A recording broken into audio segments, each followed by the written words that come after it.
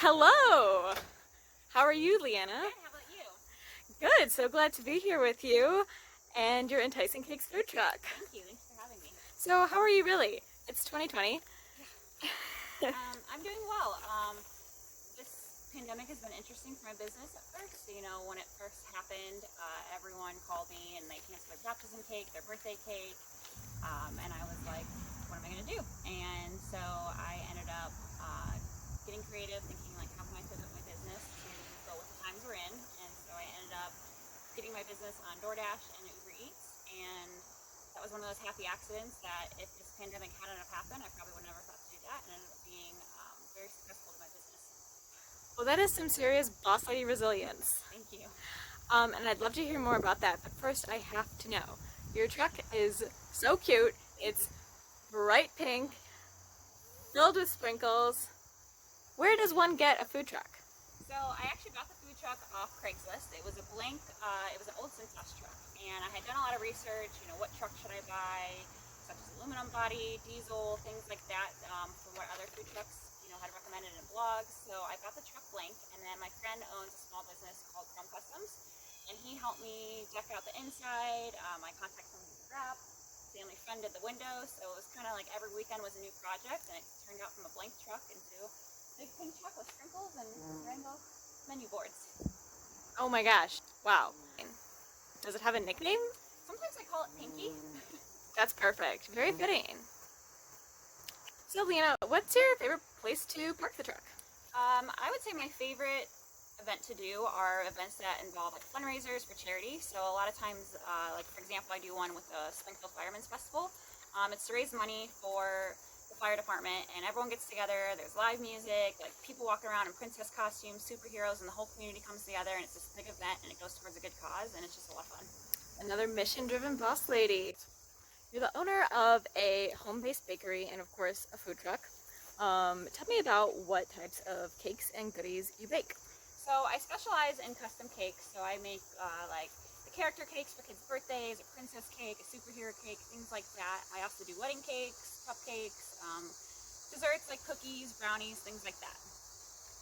And do you have a favorite type of dessert? My favorite, I love anything peanut butter. So my favorite is my chocolate cake with peanut butter icing. Oh, sounds dreamy.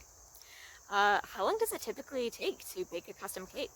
The typical cake, like a small one, like a 6-inch, is about 3 hours. But then like the elaborate, like 2-tiered cakes, those are like at least 6 hours. And then like a big wedding cake, those are like 3-4 day projects, which is why wedding cakes end up being, you know, so expensive.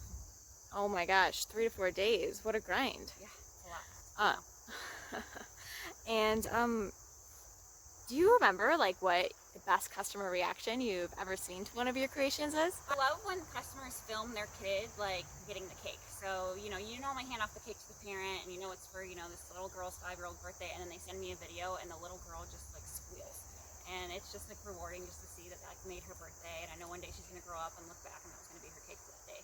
Oh my gosh. Well, you make the most incredible, unbelievable creations that sometimes I look at them, I don't even know how they stand and how it's edible. They're so breathtaking. Thank you.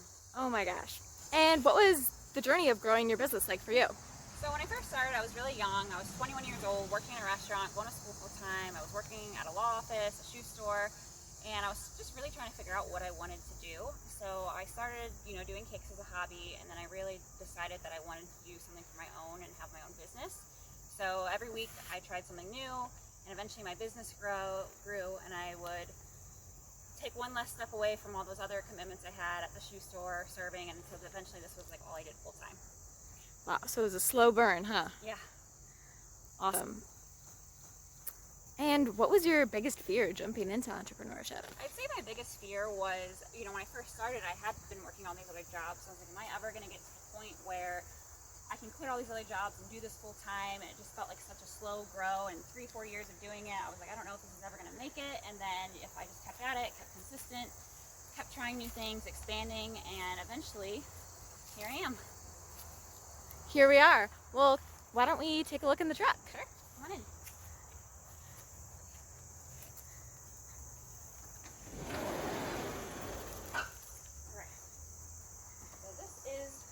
Driver's seat, and then there's a seat for a passenger, and then in here is the cargo. So I have all my baker's racks here, so this is where all the cupcakes get stored. It's where the magic happens, people. And then I have my little service window here, cash drawer, I have a cooler for drinks, and got black and white checkered tiles, and just sling some cupcake out of here. What's the most popular thing to order?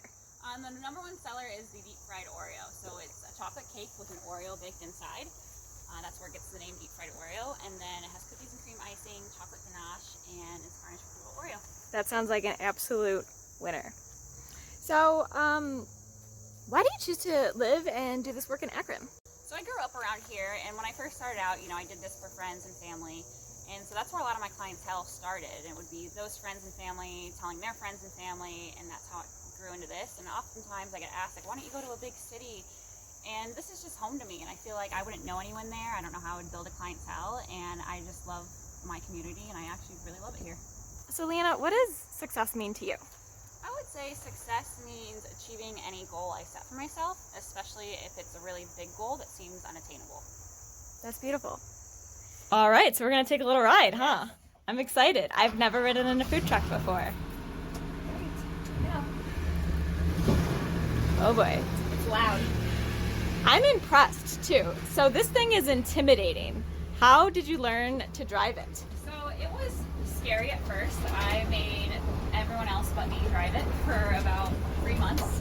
And then eventually I was just like, I gotta learn. So I took it to a parking lot and just practiced around there and like side streets, but it ended up being a lot easier than I thought it would be. So you gotta think in a food truck, like the steering wheel is bigger, the gas is bigger, the brakes is bigger, everything is built to drive how you would drive a normal car. So I have to be a little more cautious backing up or taking turns, but other than that, you'd be surprised how easy it is. Maybe we can let you go for a little stroll. Woo!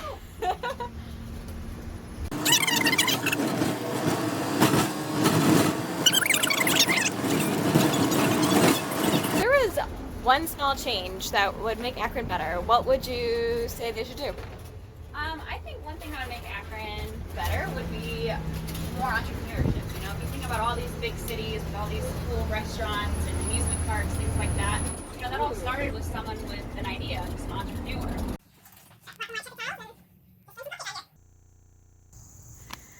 So, Lianna, do you have any advice for women interested in pursuing a similar path? I would say to just start. I think, when you get this big goal in your head, you kind of get overwhelmed with the idea of why to start a website and have business cards and quit my job. And you don't. You just have to start.